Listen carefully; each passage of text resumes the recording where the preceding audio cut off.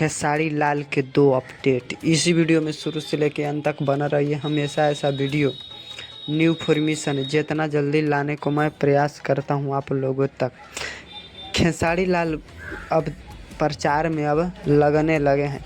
टेढ़ी मेढ़ी जो गाना के माध्यम से भी आया था कि आपको टेढ़ा है, उसी पर टेढ़ी मेढ़े को गाने को प्रचार कर रहे हैं खेसारी लाल। जो टेढ़े मेढ़े कुरकुरे होता है उनको प्रचार कर रहे हैं खेसारी लाल। प्रमोशन हर चीज़ के करना चाहिए, ऐसा बात नहीं है, हर कोई के प्रमोशन करना चाहिए। अब बात करें कि दूसरी अपडेट, तो दूसरी अपडेट खेसारी लाल के लगभग 100 सिनेमा घर मिल गया है। धमाल और बवाल भोजपुरी इंडस्ट्री में मचाएगा। डांस फिल्म ऐसू बवाल है, अब बवाल मचबे करेगा हमेशा। जो डांस फिल्म 21 तारीख से अब नज़दीकी एकदम आ गया है, मतलब आज 19 से 20 परसों 21 तारीख से धमाल मचने लगेगा भोजपुरी इंडस्ट्री में। खेसारी लाल के दबदबा तो ऐसे चल ही रहा है भोजपुरी में।